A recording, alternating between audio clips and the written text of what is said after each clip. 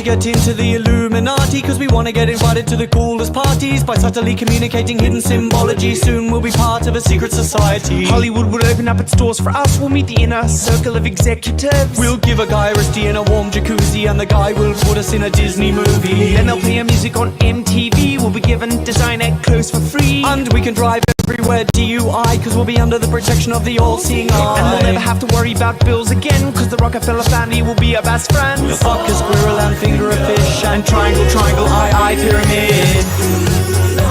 You can be rich and famous too.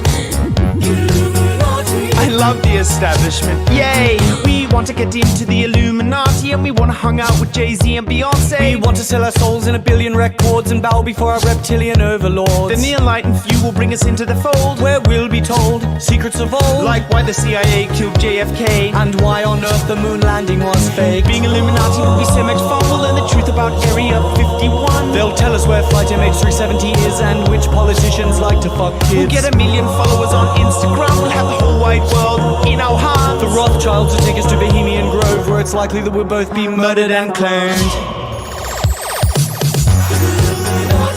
Let's manipulate the economy. War is good for humanity. We'll be given the keys to unlock the Bible, and we'll become Lucifer's loyal disciples. We'll pray to Baphomet and the princes of hell. We'll bathe in pig's blood and cut ourselves under the blood moon, beneath Satan's radiant energy, before the Dark Lord Lucifer himself. I invoke the 4 crowned princes of hell, inviting the forces of darkness to bestow their knowledge and power upon me. I, your faithful servant, promise to hide triangles in things, perform at the Grammys and tell people the earth is round. From this day forth, I'll do whatever it takes to thwart globalism, multinational corporations, the establishment, and the military-industrial complex. I love fracking, it's the best. Let's go for some pizza. What flavor? Kitty flavor. We're gonna get assassinated for making this video. More like initiated.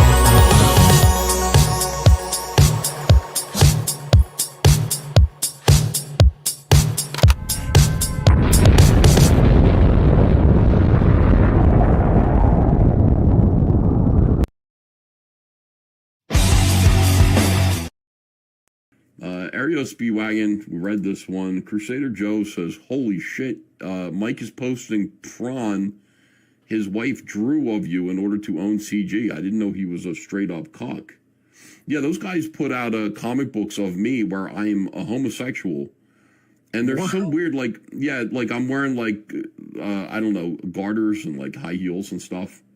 It's no different than what Camel Moon used to do. But the weird thing is, they're like, he fucks Cyberfrog. And so they put Cyberfrog, they gave Cyberfrog women's legs. And I'm like, now hold on a second here. See, this is where creepy kind of hillbilly backwoods shit kind of comes to a head with sense. If I were gay, wouldn't Cyberfrog have a man's hindquarters? Why are you putting a woman's hindquarters on Cyberfrog? That would just mean that, you know, I like, it would be the equivalent of a mermaid. You know what I mean? Like a mermaid is half woman, half fish. So if this were half frog, half woman, that would just mean that I like frog maids. You know what I mean? Right. Which would, it's heterosexual. It's a little weird. It's a little spooky. You're a leg man, you know, that's all. Sure. Who isn't, you know? Yeah, exactly. Really creepy, weird, fucking backwoods hillbilly types. Kevin Splady says, not even a plushie of Salamandra. Now that I would.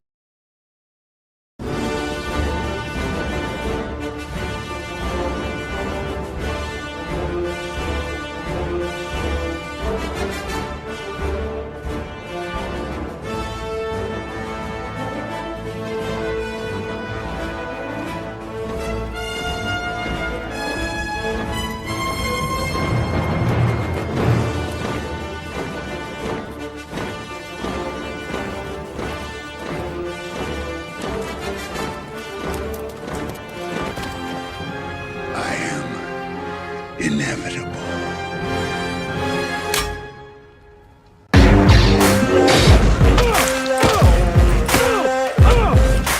Ain't no motherfucker in this world can do it like me. Open up your eyes and insert a little rising. You don't have to love me, you don't have to like me. Got enough love in myself, in my psyche. You should have the same in your brain nightly. If you wanna taste, bitch,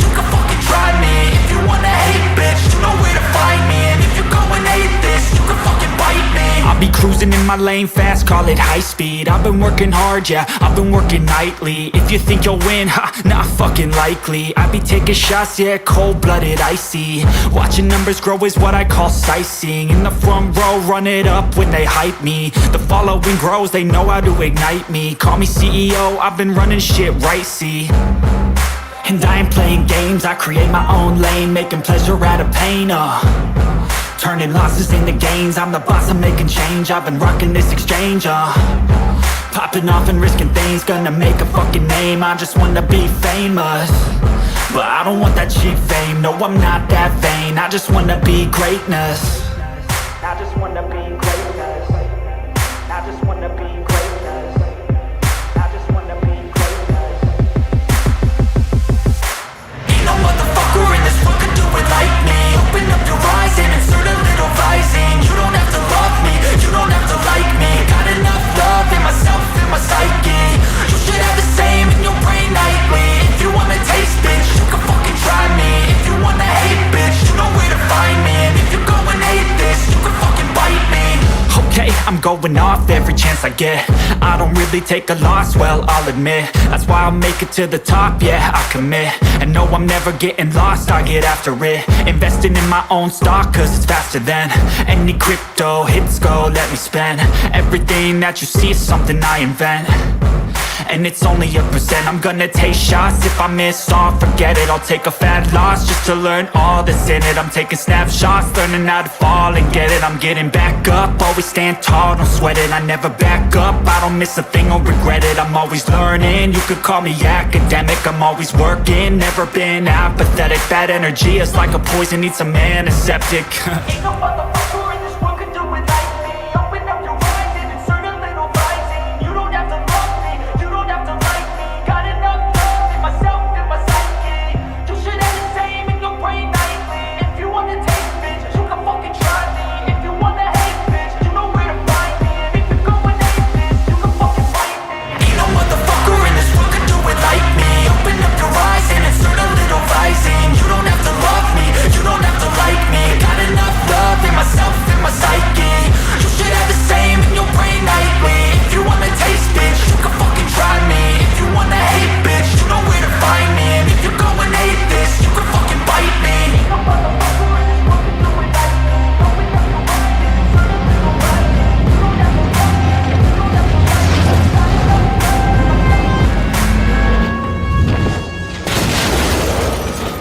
to, you know, I'll sell what sells.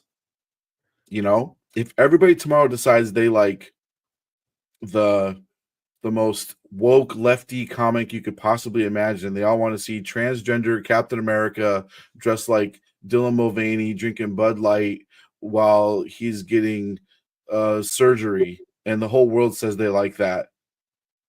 Looks like we're making covers of that.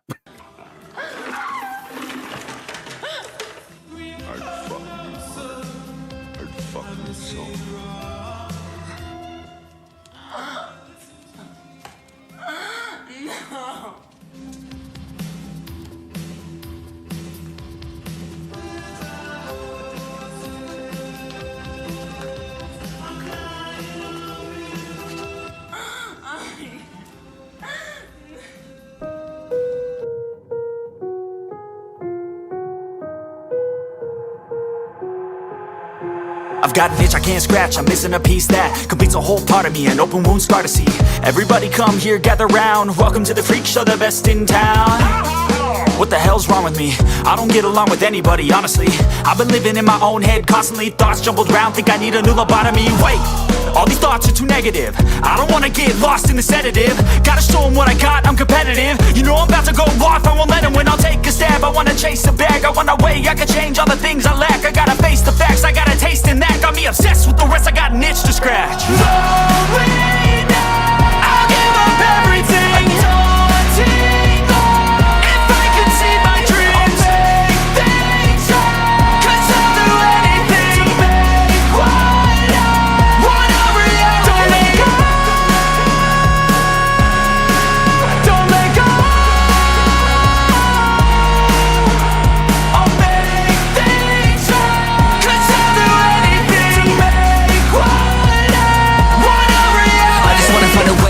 the venom in my brain. Running from the past, wanna escape my pain. I just wanna be a better person, I deserve this, I just wanna break these chains. Always destined for greatness, true to myself, I never fake it. Seen too many ones that are so they get famous. And when I say the truth, most really can't take it. In spite of everything I've been through, I'ma make it. Fake friends, but I'm a downfall, it's toxic. Day one, started to outlaws for profit. Now all I do is write verses, no talking. All I do is put the work in, no option. This was everything I ever wanted. Created a legacy off of me, just being honest. And the fake ones hate, but it's all to no avail. They wanna see me lose, but you know I never fail.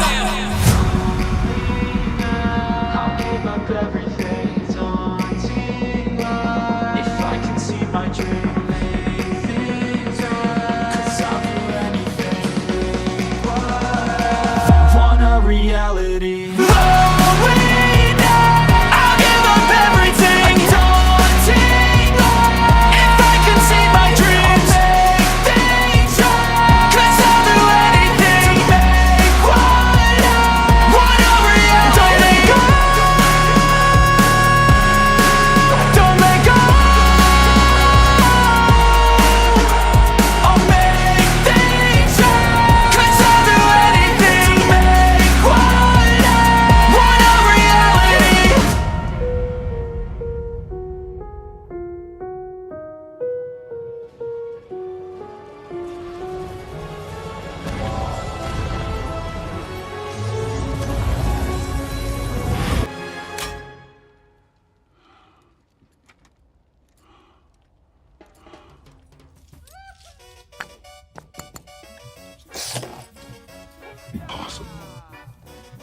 Booyah! Wow! this kicks like a mule with his balls wrapped in duct tape. Wow! Tight, yeah! Blue, yellow, pink. Whatever, man, just keep bringing me that. I don't even know who you are. Wow! Damn, man, look at that, look! I knew it.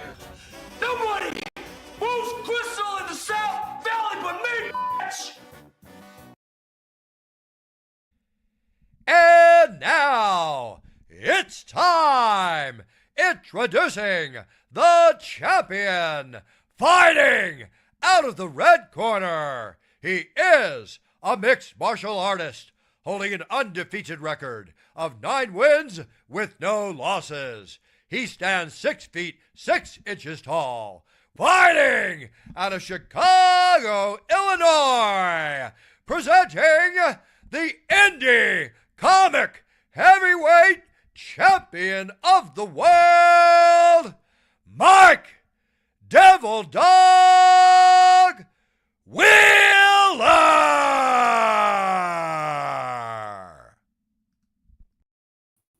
What's up, everybody? Welcome to the Star Wars closeout stream. Let's get Mindy in here.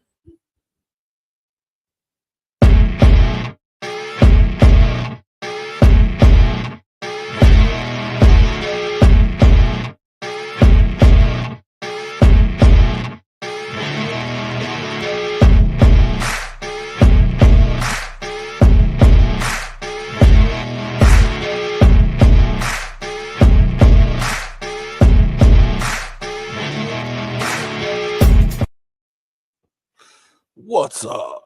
Yellow. So, Star Wars.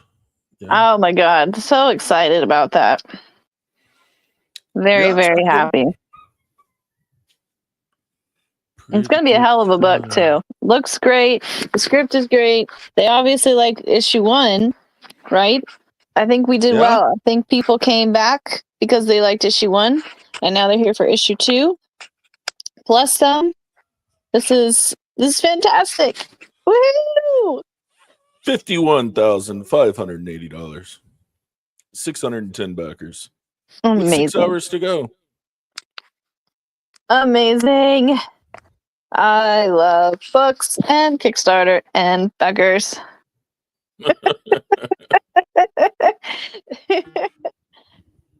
Yeah, it's pretty good. Yeah. I'm very happy. These are better numbers than I actually expected. So that's a good feeling. Yeah, I think it's going to be pretty good. Hell But yeah, yeah. it's just a closeout stream, just talking about Star Wars and everything else. There's a lot of news going on in the community too. The community. There's a community? The community. The community. I see. News, and by news, it usually means drama. Yeah. Yeah. A whole bunch of stuff going on. I don't really care about any of it anymore. I'm just like, eh. I stopped caring about it a long time ago. It's so silly. All of that. And how can you even put any energy into that with it just doesn't make any sense. I'm so happy not focusing on any of it. I mean, it's entertaining and it's kind of funny to follow, but it's not worth like any emotional attachment. That's for sure. We got lesson about Kinga. Could kill, I close my eyes and think about you. 'Cause it looks could kill, I close my eyes and think about you. Yeah, yeah,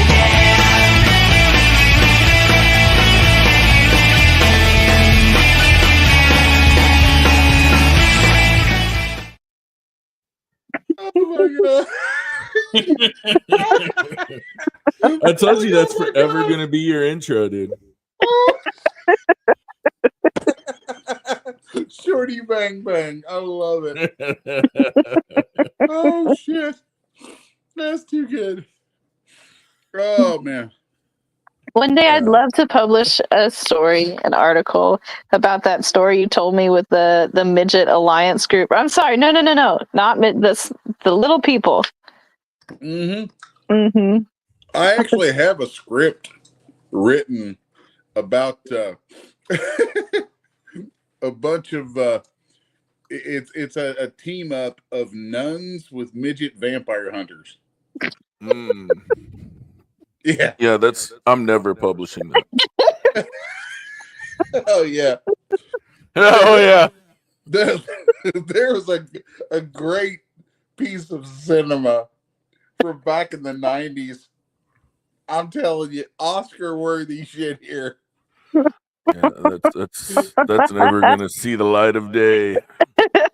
It's this movie about vampire midgets called Ankle Biters. That's weird, man. I'm searching for brides and I can't find it. That's funny. Well, I don't think it necessarily shows up in the pre-launch, and I've had that happen. I think Puppet's the same way, and so I think it's the pre-launch. Oh, okay. There it is. Oh, never mind. There it is. Mm-hmm.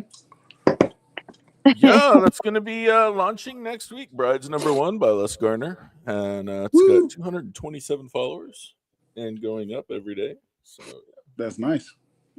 Yeah, I'm excited. That makes me happy. Yeah, we're gonna have a trailer ready for it here pretty soon too. That's gonna be fun. I'm actually working on that right now. I was gonna touch base with you about music, but I found something. I'm gonna surprise you and see what you think. Well, we should use Les's. I wanted to use Les's music. I found that one song that I thought was going to be really good that I thought we should use. Well, send it to me because I'm putting together stuff right now so we can start it. Yeah. Did you already get the videos done, or do I need to do that? I did not do that. No, I'm just. Okay. I'll start on that tonight as well. They Creature. There we go. It said I would buy that. Yeah, the Eye Creature. I would buy that. Good. It will be there for you to buy, sir. And I will be extremely happy that you do. Yeah, some great covers here. You know, we got some good stuff coming. And this is just some of the covers. There's a lot of covers I can't wait to drop. They're going to be really good. Yeah, this is only just a couple. Yeah, beautiful covers. They have beautiful covers, by the way. Really nicely done, Les. Thank you. Yeah, this has been a wild ride so far working on this because it came about so quick. But yeah, it's just one of them things, man. You know, sometimes the shit hits and it's like, oh, we're doing this. You know, here it is. Yeah. And if you give it to me, it's like boom, into production. Mm-hmm. I fucking love that because, like, you know, it's like most of the people that I work with, even people who I love working with, you know, it's like, well, you know, we want to do this many issues. We want to do this, that, and the other. We're not going to release anything until this many issues are done. We're not going to do this. It's going to have to wait this long. I mean, like, literally, I've drawn individual floppies. I've drawn 6, 10, like 10 or 12 in the last year. And none of them will see the light of day before Brides. Yeah. So it's I mean it's aggravating me because I just don't. I mean, like everybody has their justifications, and it's like, okay, cool, you know, whatever. But I'm like, really, we really need to drag shit out that long these days. I mean, yeah. So I don't see the point in it. I mean, unless you're just like so unsure of yourself that you can, you know, put out a product and have it, you know, done correctly and on time. Like that's the only thing I could see that, you know, maybe somebody would have some hesitation about. But I mean, if you have a concept and you've got the script done, why not put it out? It doesn't make sense to hold up on that. One of the things that I know has happened on some of the stuff is they've had like a buttload of different cover artists come in to do variants. Oh, and a lot of these cover artists, like there's a series. There's actually 2 different series that I've worked on that have multiple variant covers from like Jay Lee. yeah. And apparently, like, and Jay's not a slow artist by any means, but he does. Oh no, I've seen him draw. Yeah, but he does, you know, take a minute. And then there was other artists though. Like there's some stuff that's going on covers on some of my books from Inhook Lee. And I know those took a while to get. Yeah, it's weird. And then there's one. This was kind of neat. There's a one issue of this series I just finished called Paradox. Is gonna have a cover, a variant cover that is, unless something changes, it'll be the last published professional art from Jim Starlin. Mm-hmm. And that's kind of cool. And I did the colors on it, and then did this whole distressed look to it to make it kind of feel like a comic from the 80s. So that was kind of cool. But again, they were like, yeah, we got to wait for Jim. We got to wait for, you know, there's all kinds of stuff they got to wait for. And so, yeah, they were, and at one point they were so wait a second, hang on. So basically what you're saying, and thanks, Vito. I appreciate the congratulations. I want to address that real quick. Thank you, Vito. Excuse me. So you're telling me that people that are professional at doing this take the longest to do it. Is that what you're saying? Yes. Yeah. Okay. so maybe these same people might not want to run a publishing company. I have good relationships with them, so I'm not going to say untoward things in public. Well, I'm not saying like all of them. I'm just saying like maybe there's a reason why stuff in the industry might be a little fucked up. Like, yeah, the comic book industry has been messed up for. I mean, I first got into it in '93, right, and it's been messed up the entire time I've had anything to do with it. So I'm just like, you know, I was 19 and now I'm 51 and it's still a hot damn mess. Yeah. It's like, it's always a mess. It's just a different kind of mess from time to time. Right. That's funny. Now you have the internet on top of it being messy. Oh yeah. The internet's just trash. Just pure garbage. Social media, pure trash. Yeah. I'm just like, you know what? Just leave me alone. Let me draw my damn funny books, man. Well, and also you're probably one of the hardest working artists that I know of, like in regards to your production output. I mean, you put out more pages and more content like a week than I know, well, pretty much anybody that I know does. That's rough. Yeah. I mean, I would like, I sometimes I say I would like to be able to slow down, but I know what would happen. Like if I had the opportunity to slow down a little bit, what would happen is I would still do the same amount of stuff. Like if I was like, oh, I'm working on this book, I'm gonna slow down a little bit because I only have to turn in this many pages under this time. I'd be like, oh, that means I've got this many hours a day left to make pages for something else. Right. So I would still, I mean, it's like, you know, like where I've been doing the sculpts for the statues for brides has actually been a nice little break to get me to go back to 3D for a minute. You know, it's nice to dust those skills off because I haven't been using them as much over the last couple of years that I've been so comics focused.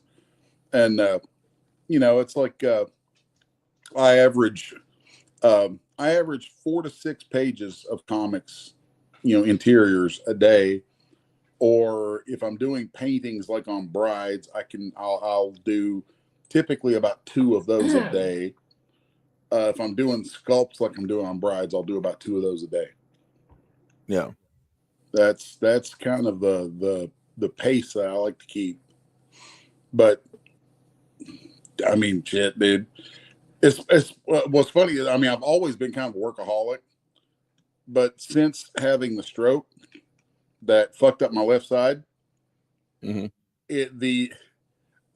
know, I was telling somebody the other day, I was like, you know, I think, you know, not to sound religious about it, but I think God, you know, allowed me to go through this bullshit because he knew that my guitars distract the piss out of me.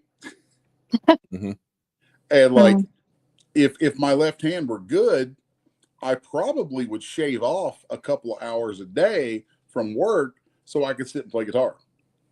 Or if my hand, if everything were working and I could be back in a dojo doing the karate stuff, you know, I mean, which actually that would be what I do in place of going to the gym and working on the arm and stuff now. So that wouldn't be any different, but there's a focus level that my situation put me in.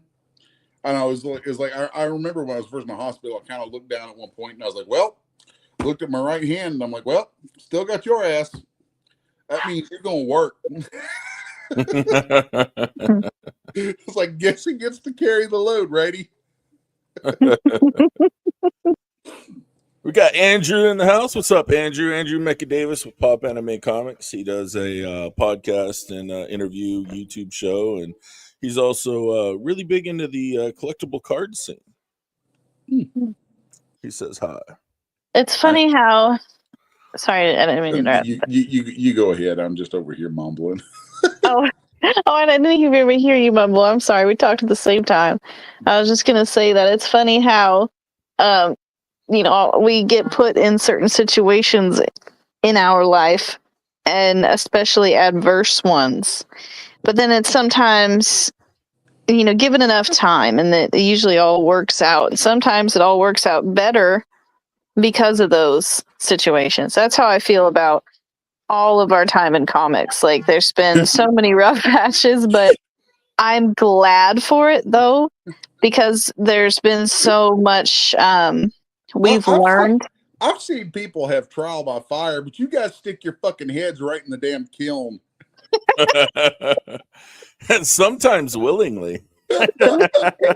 Sometimes we're turning on the kiln. Mike's over here like eating hot coals like Doritos, man. Like, man, I ain't cooking enough in here. You know, it's like, yeah, and look at the screen. It works.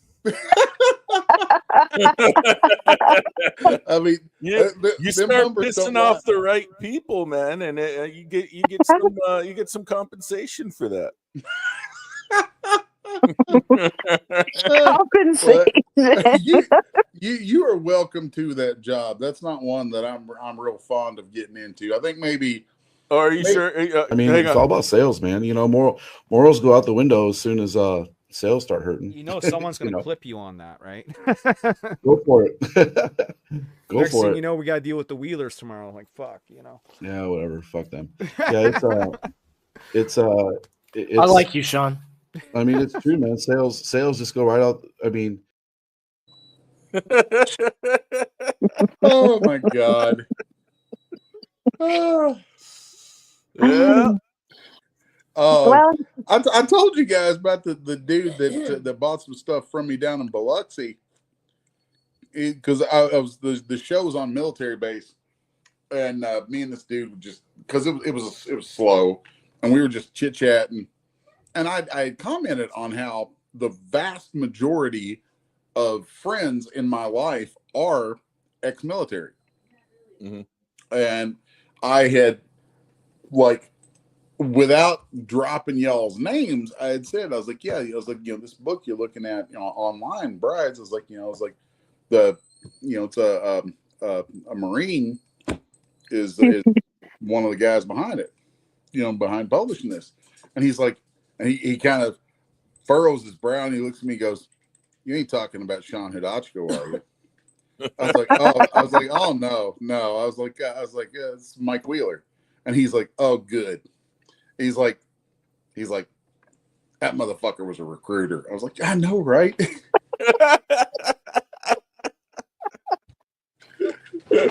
Really just, be I was honest. just like, wow. You know, a lot of people don't Funny realize shit. that what the Wheelers are doing are actually pretty strategic.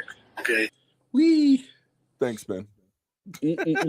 Oh, let me grab something real quick and bring it over here, because it's actually sitting here and it's kind of cool.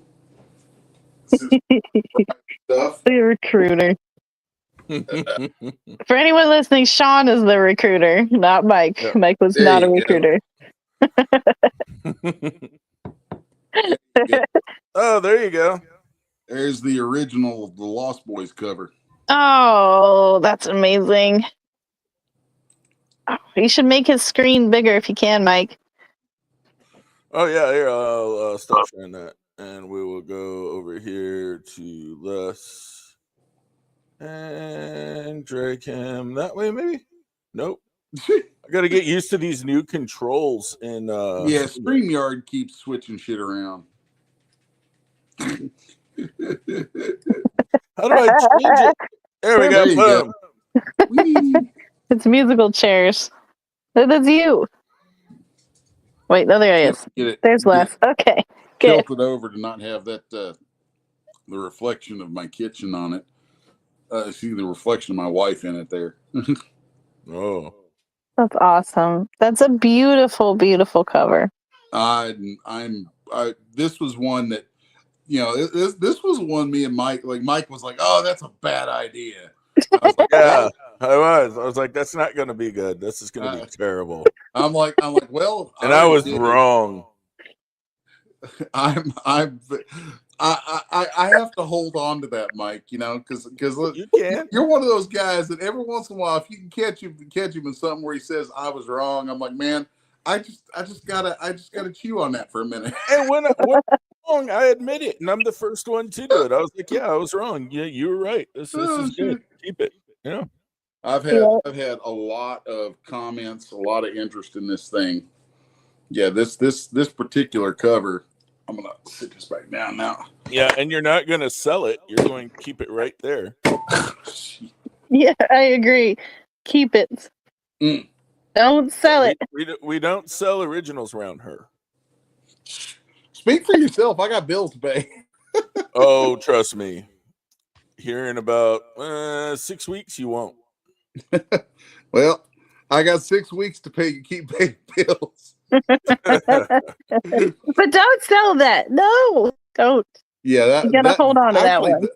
of all the brides covers, that's the one that I am the least likely to want to sell. Don't sell any of them. That one's my favorite. Yeah. And Don't sell any of them. What's your next favorite? Shit. The bluish tinted one of her leaning over the table. Yep. Yep. So, which the original looks a little different than the one we're going to publish because I altered her face digitally on that one. But I have the original, and I still really like that. Hey, So, by the way, I think I might have found you a new intro. Oh God.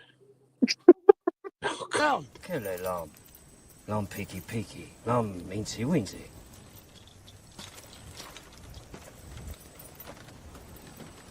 Long say uniki.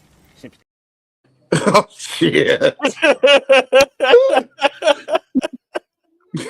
God.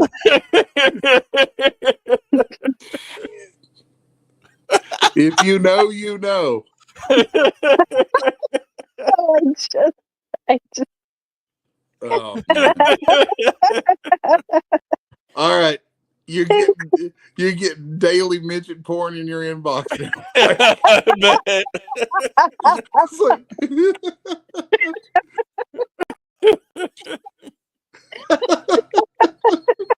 It's okay. Way too fast. I love you, bitch. I love you, bitch. I love you, bitch.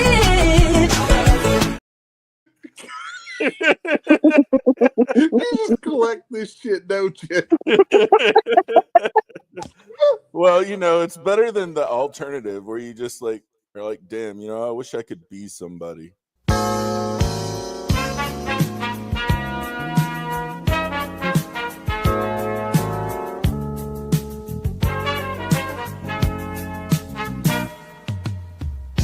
guess you wonder where I've been. I searched to find the love within. I came back to let you know. Got a thing for you, and I can't let go.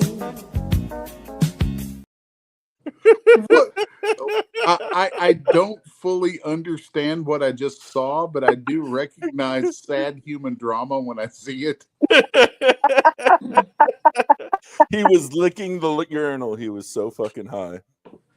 Yeah, he was smoking and he got on a live stream and he was all high and started talking to some crackhead. Two crackheads. He's like, would it be terrible if you were married to me?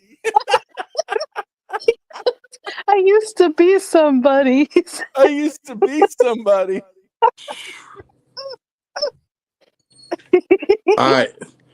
I stopped trying to understand that whole thing some time ago, and just like don't get it. Hey, Mike, I sent you the brides covers. Do you want to go through them? Or should I to show them off, and then or I could put them on the brides pre-launch page if that's easier, the one you can see out there. Yeah, go ahead and put them on the pre-launch page real quick. Okay, they're so nice. Pre-launch. Pre-launch. Come on, guys, it's like foreplay. You got to rub that shit a little bit before we stick it in. Let's see which ones I'm missing. Okay. Let's see where we're at. Let's see refresh. What we got? Are we hitting 52 yet? Oh, almost. 51,945 on Star Wars right now, with just a couple hours left. 5 hours to go. We might hit 55, maybe. We'll see. Damn, that's good shit. It is. I'm happy about it. Right. Almost. Okay, try refreshing right now. I think I got them all there. All right. Let me make sure. You guys scroll down because I didn't erase anything. I just added them to the end. Cool. Did you? Yeah, this one. Oh, Yep. It's so weird how different everything is to me once it has the trade dress on it and has the logo. I fucking love the logo you did. Yay! That that logo set this thing off, and I will tell you, I had comments from people about that logo and the things that they associated with at 2 shows now. Really? Oh yeah. Hell yeah, we hit the mark, huh? We hit Yeah, the mark. you absolutely just William tailed that thing. Hell yeah. Let's That's check out good. another one. That's good because it deserves it. There I you think it go. goes well with the artwork. Yeah, these are like all that. very pretty. Very, very nice. Well done. Very professional. Very top notch artwork. I feel good about these. You should. Oh, I love that one. I love her because she's different than the rest of them, like in a number of ways. Just I don't know, like what's funny is like she's got my wife's hair. She's got my wife's hair and my wife's skin complexion. So it's the gypsy vampire chick. Yep. I love the red dress too, and all of the embellishments you did there with her complexion and her hair. She's very cool looking. Yeah, this one that you're looking at right now is going to look boss on foil. Oh yeah. Foil and metal. Yep. Yep. I know those. We're gonna do like a pop. whole trading card set of these too. We're gonna get some trading cards done and get all this stuff. They're gonna be really nice on trading cards. Metal trading cards. Shit. I know nothing about dealing with trading cards, so. Oh, we'll get it. They're beautiful, man. We've been selling metal trading cards of just my fan art and stuff for over a decade now, and it's just it never and that whole time it's never lost like its effect. It's just beautiful. They're really fun. They're all over the convention scene, especially in the like Vegas, California area. They're really nice. You'll love them. You'll fall in love with them immediately. That red cover right there, and I don't know if this is like me being egotistical or whatever, but one of the things that I am going to absolutely love about that is where it's got a lot of empty space there, that red space over their heads between them and the logo. That is, I sign almost everything in like silver pen. And silver signature right there will look cool as hell. Yeah. That will look cool as hell. You can also, if you ever do remarks, that's a perfect spot for it too. Ooh, that would be a good thing to do. Yeah, I did remarks on book. You know what would be Homestead. Be even cooler though is right there over their skin, a red paint pen. Oh yeah, you could do that too. And then you could do like some like blood embellishments and drips and stuff. Oh, that would be cool. Yep. Mike likes to sign whenever there's titties, he signs them on their titties like a rock star. Yeah, I do. And I usually use a glitter paint pen too. Oh yeah, my wolf cover. So a friend was visiting the shop yesterday and he hadn't seen that one yet. And he saw it, the original, in person, and was just like, holy shit, you know. That's always cool. It's always nice when folks can drop by the shop and they see the stuff. Of course, it's like the stuff is like sitting around in stacks because there's so much artwork. It's just like it's retarded. That's one of the reasons I sell the stuff, because I make so much of it. It's like, dude, I run out of storage space for it. Yep. Yeah, it is kind of a pain in the butt to keep originals around. I have the same problem. Mm-hmm. But I'm jealous of your workshop. Man, I can't wait till I can get me one of them. And then I really want to see your setup sometime and like take Mindy it all wants in. a she shed. Yeah, get a she shed for Mindy. Gets a she shed. You will absolutely envy the shit out of my studio. I swear. I mean, it's my studio and print shop together are almost the same square footage as our house. Damn.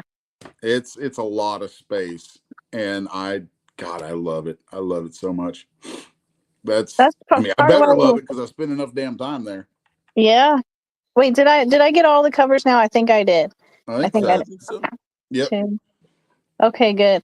Now, see, I'm trying to decide now which should go first, and so on and so forth. Like cover A, B, C. I think I've I already figured it know out. the answer to that. But okay, This is well, cover A right here. yeah, okay. I have that either A or B. Mm-hmm. Yeah. Do you have the four heads cover up there? No. That's right. I knew I was missing one. Hang on, let me go back. I have actually thought about doing a different version of that. That would be an homage to the Queen album cover with their faces all in the diamond shape like that. Oh, nice. Because every time I look at it, I think of that, but it's not. It's not. But it reminds me of it. That does kind of remind me of it. Now that you say that. Mm-hmm.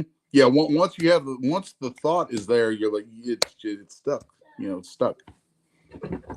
Okay, there you can refresh. I put it on there. I knew I was missing one. It's screwing me up because I have them in an order I want on my back end, but it's cut in between all these paragraphs because it's on the pre-launch page. So sorry about that. I really love the way there it that is. you paint the fabrics. All their fabrics and the little details are really nice. That's probably the hardest part of my paint process. Is it? Yeah, because it's so much. Do you freehand it, or are you looking at some references from time to time on that? No, I look at references. Yeah. I mean, I know clothing is. Go ahead. I can freehand quite a bit of that stuff, but I don't trust I'm just like, fucking look at references. Have references around. Yeah. I want references for everything. It's just. That's good. That's just how I am. For stuff like this, I mean, like there is a side of me that can do very cartoony stuff and have fun with just being loose and goofy and all this kind of crap. But this ain't that side. This is I consider my hard art, and that stuff. I want references. I like double check my perspective constantly. Period references, clothing reference. I mean, it's just like accuracy of era is a big thing and especially looking back over the last couple of years, because a lot of the stuff that I'm doing actually takes place in a variety of different historical settings and eras. Starting with Homestead. I mean, Homestead was part of what made Homestead difficult was it needed to be really accurate to the American West during the westward expansion. Oh yeah. Mm-hmm. So I mean, we actually had a full-blood Lakota Indian friend of Dirk's consulted with us on the whole thing because we used Lakota language in it a lot. Oh, cool. Yeah, it's pretty wild. Like an interesting thing I learned on that project is the Lakota do not have a phrase that translates directly to "I love you." Oh yeah, I remember you telling me it was something else instead. Like I see you. It's the phrase that we would translate to "I love you" from them literally translates to "I would suffer for you." Oh wow. That's a wild concept. That's pretty cool. I I would love to. It's that time period specifically is a bit tricky with Homestead. I did a card deck with Ultra Pro, and it was a Wild West card deck where it's like 50 something illustrations for each character. And so I had to look up a lot of period references, and I had to get they didn't give me descriptions of the characters. This is a funny story.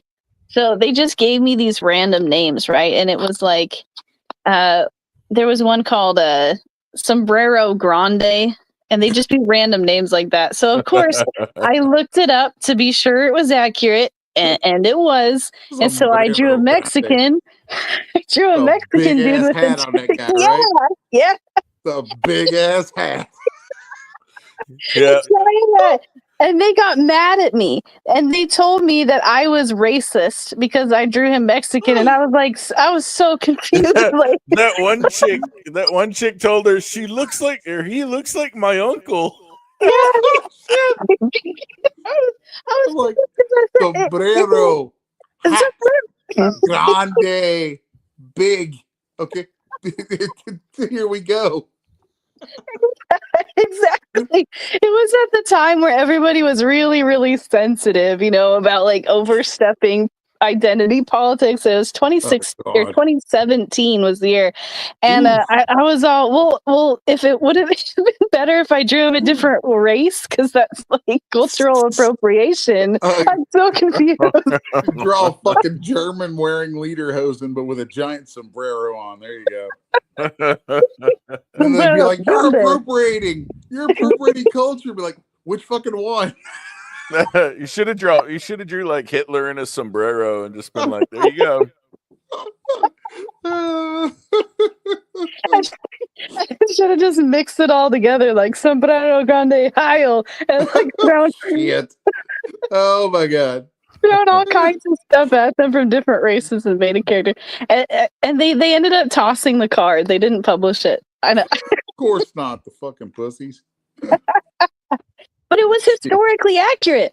I did the research. It looked exactly like a fat Mexican with fucking big ass sombrero. The sad thing is, there's a lot of historically accurate shit you can do that is also really offensive.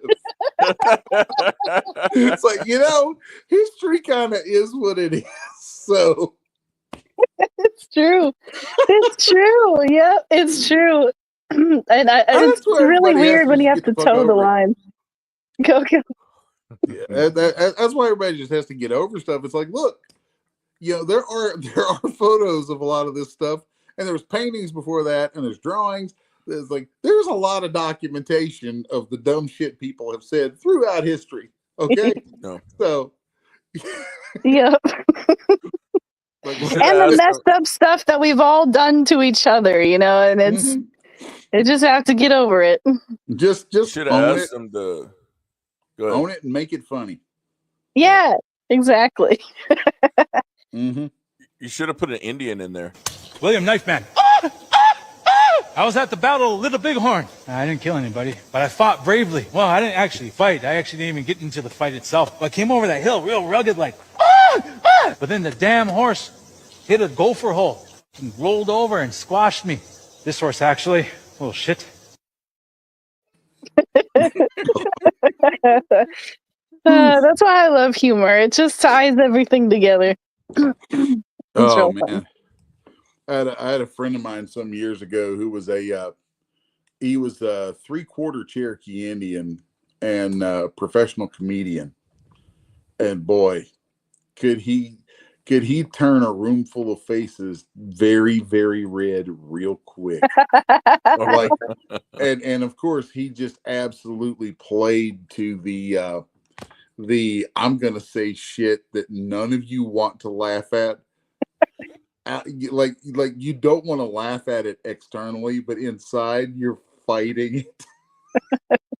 The best kind. Yeah, I eat that crap up. I'm probably terrible for it, but it is what it is.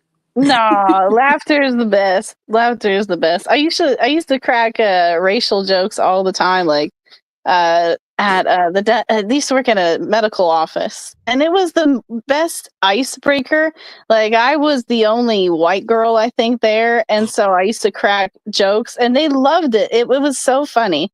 It, like, certain things like that at the right time and place, it just brings people together. Because it was just a way to, I don't know. I find people are sometimes naturally averse to other people of different races. I've felt that before. It's like I want this to know how awkward you. tension. Huh? I want to know how you crack jokes at a dental office that are I racist. did. I just. I I want to did. know what that's like. Like, do they have like something in their hand and you're like, here, hold this broom, or? Oh no, I make fun of everybody, including white people. I don't know, I cracked a lot of jokes. Before I met you, Mike, some would call me a bit of a class clown around in social circles. I made a lot of funnies, and I just enjoyed it because, like I said, it broke the tension and it brought people together, and it's fine. You know my history as a dancing banana. Yeah. Dancing banana. Yeah. The hell? She was a dancing banana. What the hell did I just walk into? It was a smoothie place, and like fruit smoothies. And I was a trainer there, and I trained employees, and it was just an absolute shit show. They hired somebody, and they opened the store, and they had no idea what they were doing. And eventually, the store closed, but they did have a banana suit, and they wanted to volunteer for a banana suit. I was like, me, and I raised my hand. And I would stand in that Arizona heat, clicking my heels. I got good at it too, and I was the dancing banana. I was the best at it too. Too bad they don't have banana awards. Dancing banana. That's going in something now. That's got to be in a book somewhere. Well, we've kind of already got a banana Well, man. see, yeah, that's why there's a banana in boobs. There's a guy in a banana suit. Of course there is. Of course there is. Yep, I have a very special attachment to this banana suit because I've been in that suit. You know. Oh man. Good. God, y'all are a hoot. The Oh, weird God. jobs people have. Yep. I've had a bunch of weird jobs. I know. Worked at the Renaissance. Oh, go ahead. I can say that, like, probably the weirdest job I ever had was at the same, like, when I was 19 and I started drawing comics. I also had a day job at the time. This is so odd. I was a producer, engineer, and on-air host for an NPR station. And NPR. What does that mean? National Public Radio. Radio. Oh, okay. Yeah, the leftist radio of Do your America. DJ voice. And I can't hardly do the DJ voice anymore. But I actually had a friend call me up one night because I was hosting a jazz program, and he finally heard me say my name on the air. He called me up and he was like, "Les?" I'm like, "Yeah, man. Who is this?" He's like, well, shit, well, who the fuck was it? I can't remember the dude's name now. He's like, I just had to make sure that was you. He's like, I thought I was listening to some like well-educated black man with a pipe and patches on his coat. I was like, nah, dog, just me. I was like, that's just my radio voice, man. I'd go on and be like, you're listening to 90.3 WMKY FM, Moorhead, Kentucky. It would go in, just drop into this low voice. Moorhead, Kentucky. Moorhead. Oh, the best was sometimes I'd get the weather and I'd be like, good evening. For two of our lucky listeners tonight, it's 69 degrees in Moorhead, Kentucky. Oh, and we used to have this crazy shit we would do there. So like there's the board. There used to be the control board with your DAT machines and your satellite shit that you would bring feeds in with. And then there would be a wall with a window. On the other side of that window was a soundproof studio where the news team would go and read their newscasts into microphones there, and we'd engineer that shit. Well, it was only like 3 times a day that anybody was in that room, and you'd be sitting there. I'd be sitting there. I hosted. Oh my God, I hosted Sunday Classics, and then I hosted a show called Jazzline, and I'd be hosting my show. It'd be like every 3 to 5 minutes, have to change songs. and then forward announce, back announce, do all the shit, do the DJ shit. And like very regularly, there was about 3 or 4 other people there that I was friends with.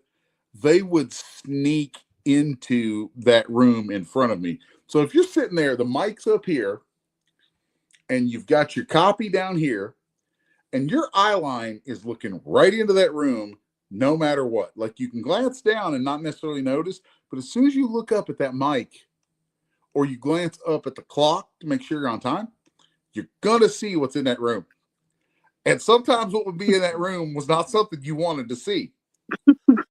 Like I mean, I think there was like 3 of my friends who I saw their genitalia more times and in more ways than I wanted to see. I mean, they would straight up. There's one dude who would like totally like tuck his cock and balls back between his legs, squeeze them together.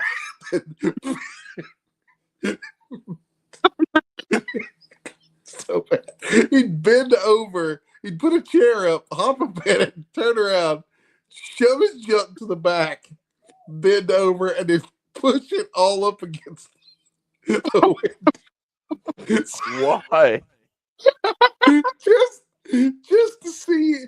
It was like a game where we were all trying to see if we could make one of us lose it on the air. And it was total trauma. Have you ever seen that movie Waiting? Ryan Reynolds in a restaurant. Yeah. It was like that, but radio. Yeah. It was exactly that, but radio.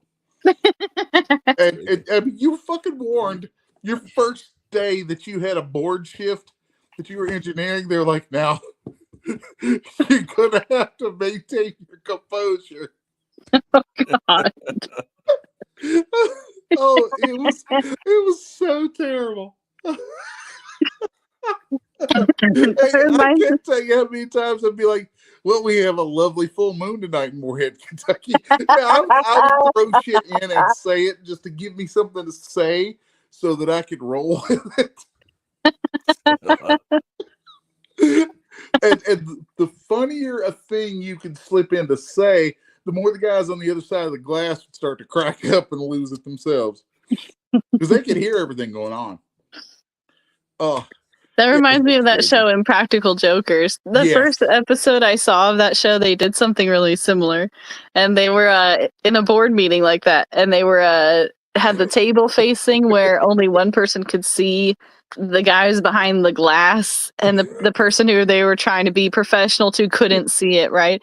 And they would open, it was a fog glass, and they'd hit the button, it would unfog, and they'd be all dancing or something. And they would fog up again, and it'd unfog, and they would have all kinds of silly stuff. Oh God, I lost it. That episode endeared me to that whole show. It was I love that crap, man. Yeah, the radio days were for me were wild. I mean, the crap we used to do, and dude, sometimes they wouldn't even be pranking you. They would just bring a girlfriend in there and bang her on the newsroom table while you're doing a show, and I'd just be sitting there. I'm just like, oh well, there we go.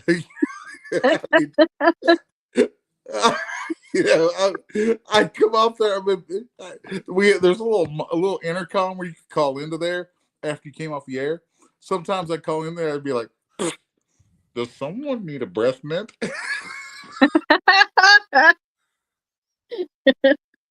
Oh, it's terrible. You guys are crazy in Kentucky. Damn.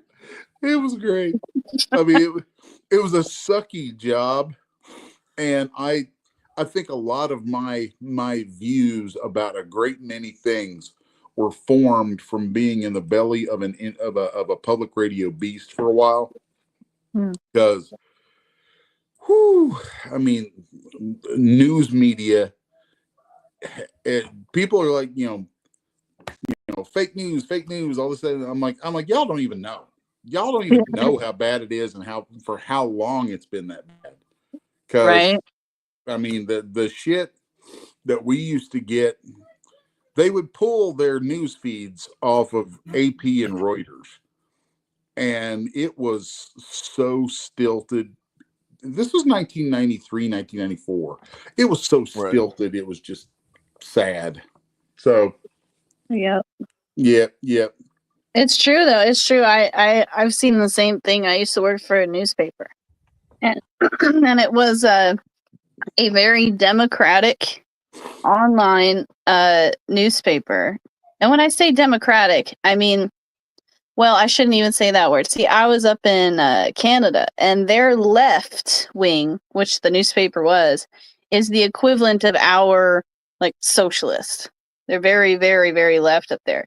Oh yeah. Like their conservative party, for example, is for abortion and unions and all kinds of stuff. It's our Canadian left. conservatives are somewhere just left of Mao.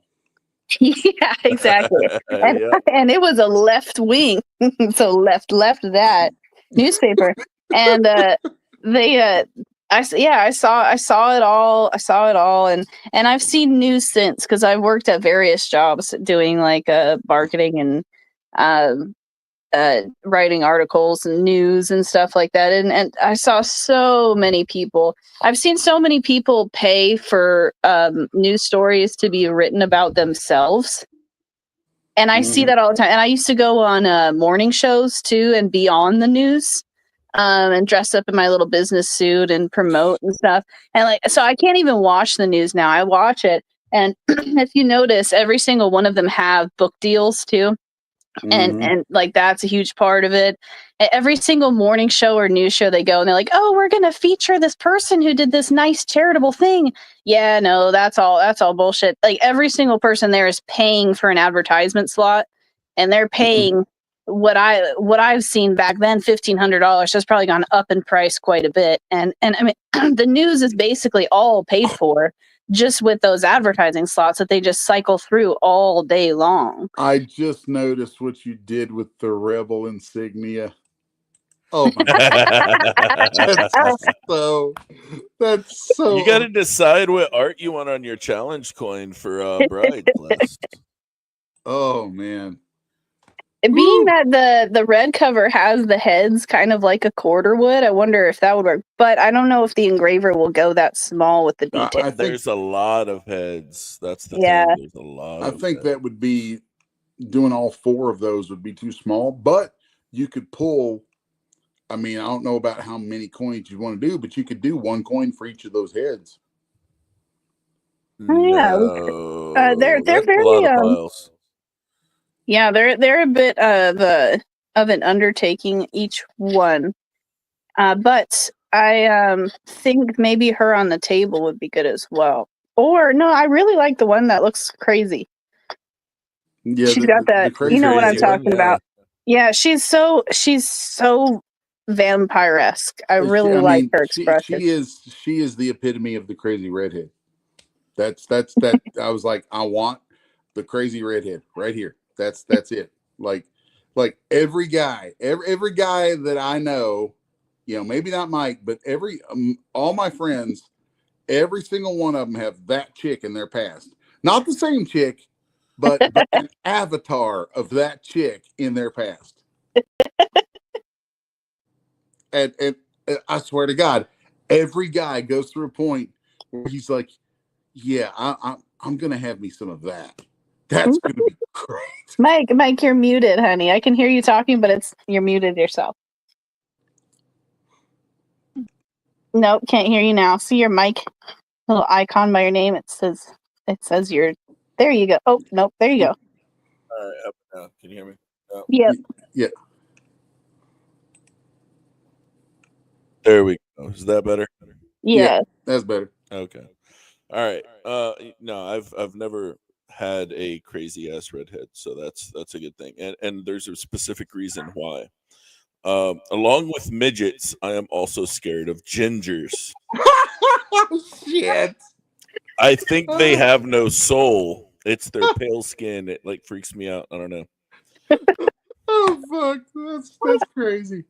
What about a ginger midget? I would oh my God. shit myself if I ran into a ginger midget.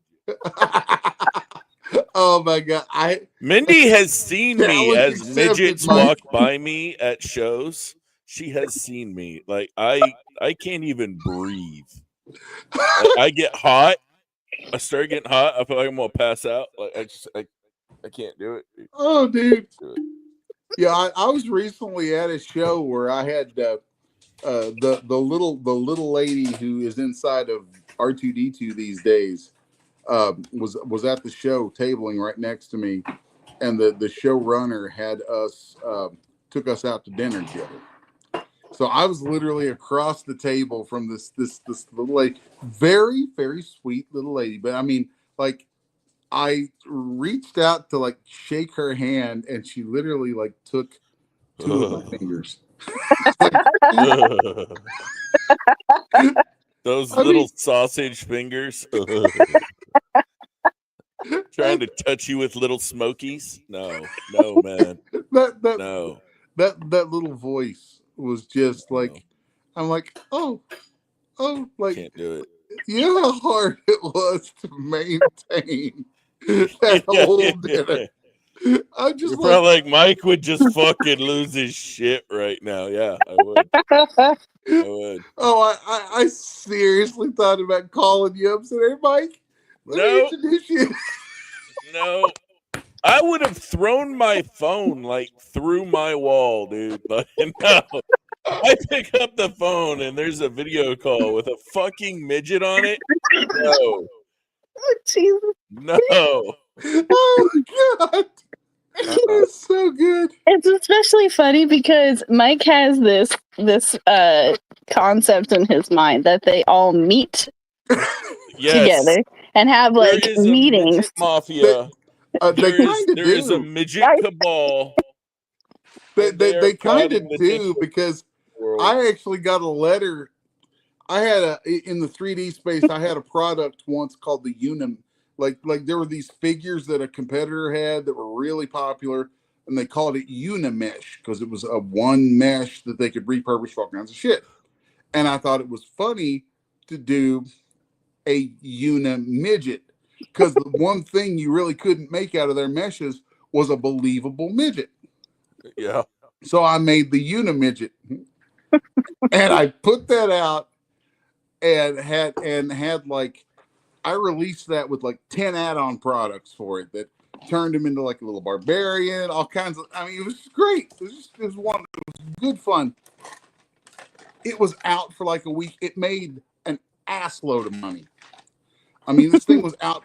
It was out for a week, and it had generated somewhere around $12,000 in sales that week. Wow. And then I got a letter. I got from the Midget Mafia, from the Little People's Association of America. Yep. Shit you not. And the letter wasn't to me. The letter was to the company that was brokering the product for me.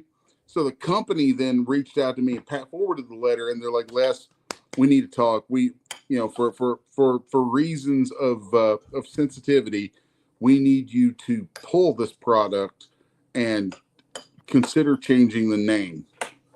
and I was like, well, shit. Okay. So you should ask them if they wanted to make it shorter. It actually did. Because the name changed from Unimidget to Unit Dwarf. And I'm like, how the fuck is that any better?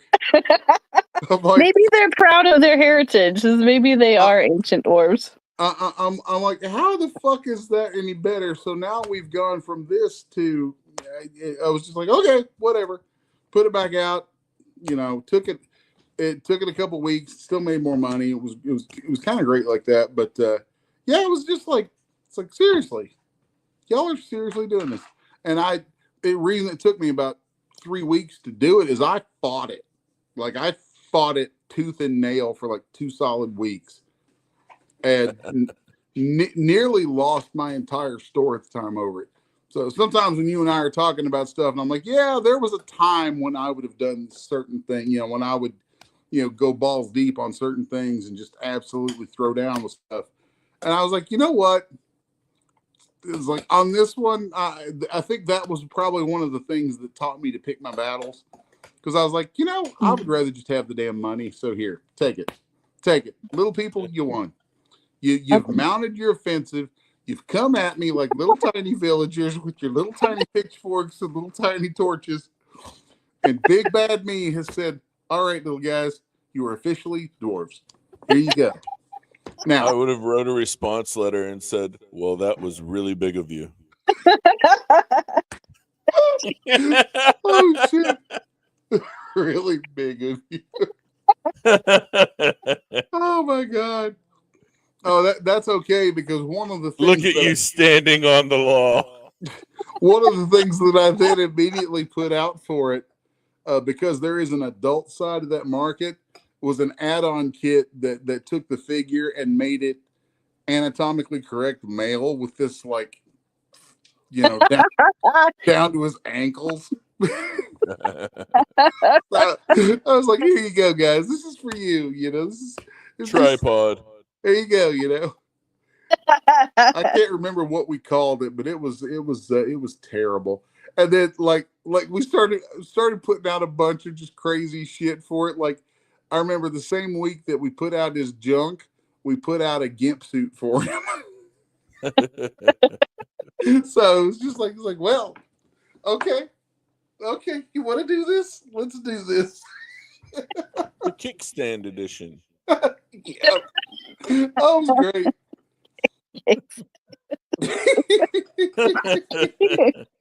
Oh, shit. I made so much money off that little bastard too. I seriously, I made an ass load of money off that little fucker. That's amazing. I love that. When I used to deliver pizzas, and there would be sometimes like little midget parties that I delivered to. Oh yeah, little midget parties. Yeah, Mike's seen them too. Mike's been there. They exist. We've both seen them. Yes, and that's what first gave me the idea of the cabal and their secret meetings. Well, there's a town in Middle Ohio. There's a town up there that is, what would you say was Finneytown? Finneytown, Ohio. There is I don't know if it's a whole town or a community, but there's like a whole place, it's like a little town where everything is their size, and it's a little people town. They should have called it Tiny Town. That's crazy. Oh man, Mike won't ever go, but I totally want to go see it. we could make a trip out of it and go see the Amish people, and you could just stay with the Amish people for a second while I go. I just want to see the little guy come walking out with a shotgun going, "Get off my lawn."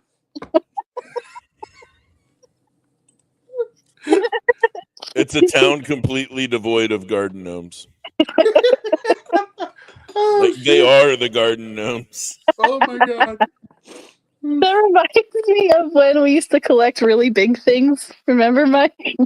Yeah. I don't remember what started it and or how many things we had, or we would just find them places and had like a giant fort. So Mike, I take it you're not a big fan of Willy Wonka. No, that's what started all of it. I watched that movie when I was a kid, and it gave me nightmares. And I would wake up like screaming in the middle of the night, like thinking these fucking Oompa Loompas were after me. Yeah, that started it. Yeah, that must be why you guys never got into Star Wars too, because like George Lucas is kind of notoriously one of the biggest employers of little people in Hollywood. Oh no, I'm real big into Star Wars. I'm fucking look at the slut strike back. Yeah, Mike used to have a Vader lightsaber a long time ago. He held that thing for years till it broke. Oh, man. It was just me, really. I never was a big fan of Star Wars, but since we've been doing these books, I've actually enjoyed them. I tried it so many times over a span of so many years to watch it, and I kept falling asleep. That was it. And I just, for some reason, could not get through a damn one of them. But I did watch the Attack of the Clones at like a birthday party. Attack of the Clones is great. I mean, I like that one a lot. Yeah. Episode 1 is weak, but I don't despise it as much now as I used to. I actually find it rather quaint, and the things about it that I see as being weak, I also see as being part of its charm because it was meant to be a kid's movie. Then yeah, I think it's cool how Padme groomed Anakin from a very young age. Oh, she straight up did. Straight up. You know what? You know what? If you're a fucking 10-year-old boy on the verge of your home runs kicking in, and fucking Natalie Portman is like, "Oh, hey, Annie," you're gonna be like, yeah." You know, I mean, like, wow. You know, the force is definitely with me right now. I like the Ewoks. I remember watching those, whatever one. We haven't got there yet. So as we do these books, that's Jedi. I have to research each one, and I sit there and I watch and I absorb it, everything I've missed my whole life, you know, and sat down and got through it. And I find them enjoyable what I do, but there's also so much of it, and I only have so many hours in the day. So I don't know which one the Ewoks are in, but I did used to watch Return of the Jedi. That's the next one we're doing. I really liked the Ewoks. I thought those were bitchin' when I was a kid. They also came out with Ewok movies that were standalone, that were only on like HBO and shit. Yeah, and they actually aired on ABC too. It would have been an older movie, like would they have been animatronic, or are they actual? Oh no, they must be little people inside. Yeah, they're midgets. They're midgets. Like the character of Wicket, the character's name, and you never get his name in the movies, but you got his name on the toys. Was Wicket W. Warwick, was played by the actor Warwick Davis, who was the same guy who played Willow. Oh, I know Willow. Yeah. Oh, cool. Warwick Davis was in all like every Star Wars movie. He's in there. In Empire Strikes Back, there are these kind of short, kind of pig-faced looking guys running the carbonite chamber. Those are they're called Ugnaughts. And I was wondering about those actually. Yeah, I'm like a retarded level Star Wars dork. So that's a thing. Like if I sit and watch Star Wars, I repeat the lines along with it. Like I can almost recite all 3 movies by heart from start to finish. It's goofy. There you go. See, I knew I didn't. I kind of felt bad for disliking it. I did for a long time, but it was mainly due to the fact that everyone always talked to me about it, and it became annoying because I know it's so popular, and I'll be the first to admit Star Wars people can be aggravating. I mean, we are an annoying lot. Because, I would get it so often, and it would be, and I couldn't contribute to the conversation because I even though I had tried, I could not, just stick through it and watch them. And I would sell, this is back in Arizona, for years I'd sell fan art, and every single damn person too. Can you draw me this as Star Wars? Can you draw me this as Star Wars? And then they just talk about it. And it started to drive me crazy because I could never, I'd have to like roll my eyes and be like, oh no, not again. But I told you my couple of my Star Wars stories, right? Yeah. There's a lot of history there. Really cool. You can go ahead if you want to share it. It's like Star Wars is like a massive part of why I do what I do for a living. I mean, from comics to art in general to 3D and 3D animation, like all of it. Everything I've done for a living since I was 19 years old. Star Wars really started it. And it was because where I grew up, I was out in the middle of nowhere in southeast Kentucky. And my dad drove dump trucks and water trucks. People would hire him to bring gravel for their roads, and to like when there'd be people's wells would run out or they'd need water for something, he'd go get loads of water and haul it to them. So he was always out on the road hauling shit, and that he was friends with like everybody and their brother knew my dad, and he was really good friends with the folks who owned the theaters in where I lived and in the nearby counties. And this family, they had a theater in town, they had a theater in a neighboring town, and then they had a drive-in theater. Actually, they had theater in our town and theaters in 2 neighboring towns, and they had a drive-in theater. And because of the proximity of those to where all my dad delivered, when Star Wars came out, it was the first movie I saw in a theater, which was actually the drive-in. And he took me, and he loved it. He said because he was a really old guy, and he said it reminded him of going to see the Flash Gordon serials when he was a kid. And he took me to the drive-in, and he started doing this thing where I was like 3 years old, and the people who owned these theaters, being his friends, he would drop me off with them, and they would babysit me. And back then, as long as people wanted to see a movie, they would let them keep the reel. So Star Wars, like A New Hope, Episode 4, ran where I lived. That movie ran in theaters there all the way up until a month before Empire came out. So that was like 2.5 years, 2.5, 3 years. And during that time, I saw it in theaters over 300 times. Wow. And like I remember seeing it and being excited when they had gotten a new reel and it introduced, like originally it didn't say Star Wars Episode 4 A New Hope. It just said Star Wars, and then the opening crawl would start. And I remember when they switched the reels and it was different. And there were little cuts made in the movie too. There were slight little edits made. Like people bitched about George back in the 90s editing his movies. I'm like, y'all, he's been doing this since day one.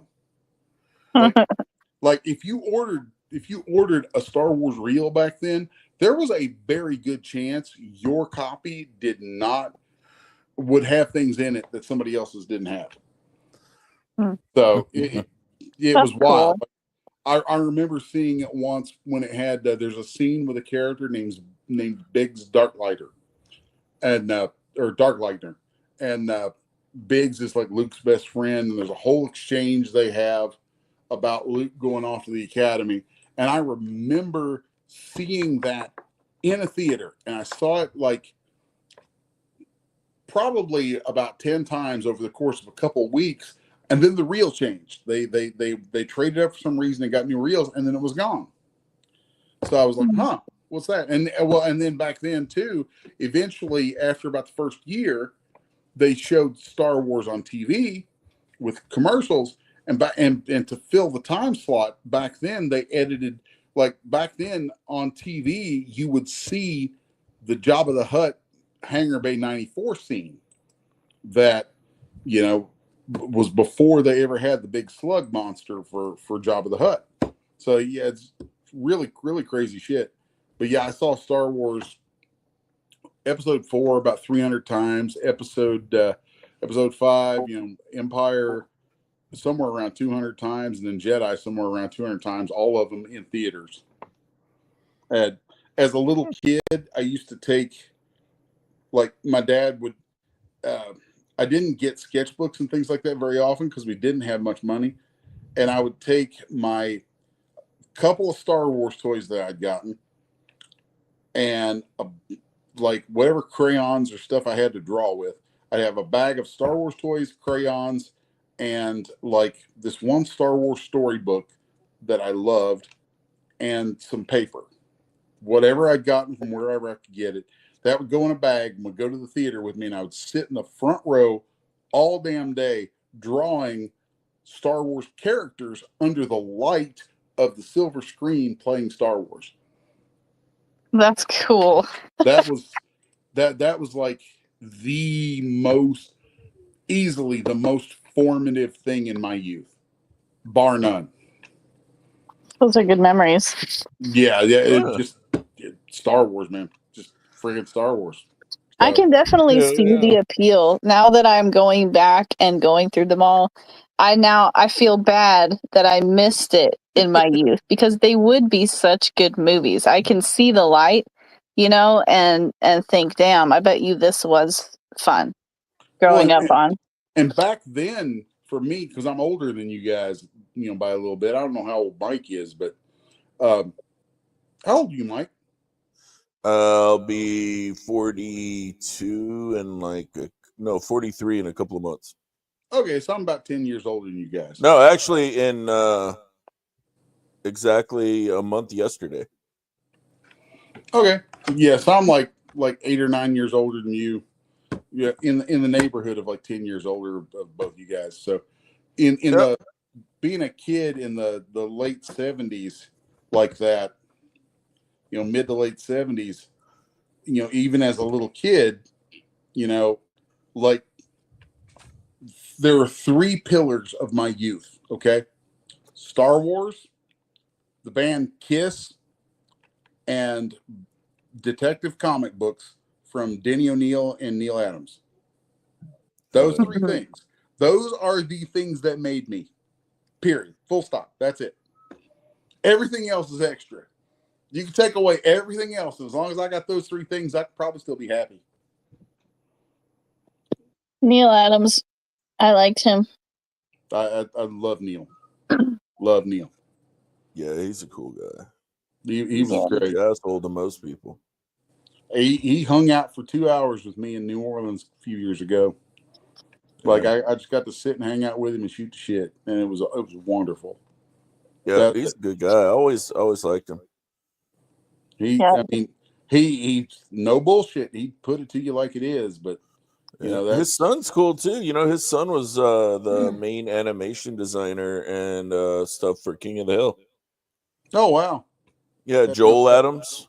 I had no idea. Yep. He did all the original character designs and the animation for King of the Hill.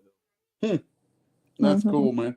Yeah, you guys come down to visit sometime. We'll go over to Metropolis, and I'll introduce you to Morgan and the folks over there who have the Superman Museum. They were cool. They were big family friends with Neil, and then there's a lot of stuff hanging in the museum that I think there's actually a Superman painting on the wall, like mural, that Neil actually painted there. Oh wow! Yeah, it's a special place, man. I think even if they're not Superman fans, I think every comic book fan should make a visit to Metropolis, Illinois, at some point and see the Superman Museum, because we're even if you're not into Superman, it doesn't matter, because you will see things that absolutely are, were foundational to everything we have now. It's just cool. Like they have under glass in there, they have literally one of the first toys ever made of Superman as a property. Wow. It's like a wooden baby doll with the Superman emblem on its chest. It's really fucking weird looking. It really is. It's some of the really old toys from the 30s are weird, but that's true. I've seen some. In the museum, there's like, as you walk into the main area of the museum, you turn right, and there's this area blocked off that is set up like parts of the set from the George Reeves TV show, and they have all kinds of stuff actually from the show, props and things. They have some of George's outfits, both Clark Kent and Superman. It's neat. They've got one of Christopher Reeve's outfits in a case in there from Superman 2, I think. Yeah, it's really wild. I did not know until I went to that museum that Chris Reeves wore a wig to play Superman. Really? Yep. Really? Yeah. I didn't know that either. Yeah, because they the hairdressers were trying to constantly style the swoosh, and it just wouldn't take in his hair. So finally they were like, fuck it, give him a wig. And they've got one of Chris Reeves' wigs in there. That's tight. Yeah, it's wild, dude. I think there's some old original Simon and Schuster art in there. So, and the guy who started it, Jim Hambrick, I became friends with him before he died. He actually died on the anniversary of my father's death. But I think I told you a while back that I recently came into possession of a Bob Kane sketch. Oh. And it had been validated by Jim from the museum. Nice. So I've got a framed Batman sketch sitting over here on my wall. That's a Bob Kane original Bob Kane Batman. Damn, that's cool. We still have some originals of Neil's, don't we, Mike? You still kept that, Mike right? may want to slap me for how I got it, because he's like, "Don't sell your art." I sold one of the bride's covers for it. Why? The pale skinned Nordic chick, the original of that one, I traded. I did a straight trade for the Bob Kane. Oh, poopy poop. Well, I guess if anything, it's a Bob Kane. That's what I said. The friend of mine who he was like, I really want that painting, and I was like, I really want that Bob Kane. He's like, well, I'll trade you. I was like, done. I was like, damn. I don't know how many of those Bob Kanes I'm going to find, but I know how many of those paintings I can keep cranking out. It's like, I got no shortage of those. That's true. That's true. So I was like, well, there you go. Yeah, I've never even seen a Bob Kane. I mean, it's Bob Kane. It's not great art. It's more historical value than anything, you know? Yeah. But yeah, it was like, yeah, I don't know. I just, well, he actually had, at the same time, I almost got from him which one was it? Was it Siegel who was the artist, or was it Schuster? Schuster. Yeah, it was a Schuster. He had an original Schuster Superman, and I almost got that one from him, along with the Bob Kane. That's what I was really wanting, was to get them both. But he right as he was getting ready to make a deal with me, somebody saw it, and they like started pulling out like hundies. Damn. And I was like, well, shit. I was like, you should have asked Eric July that question. What? Wait, what question? Which one was the artist? Oh. Siegel or Schuster? You're not going to get a comic book guy, but you could probably get Eric July. Fuck. Well, y'all, it's actually past my bedtime. My old fart. I typically go to bed around 9 o'clock. So yeah, we're gonna take off too. I'll go ahead and end the stream. You might want to stick around for the outro though, because it's pretty good. Oh God. Yeah. All right, guys, have fun. Take care. We're out. But they're really shitheads. I mean, what exactly, did anyone do to Dan Fraga? Absolutely nothing. Yeah. In fact, where's my fucking book? Where's my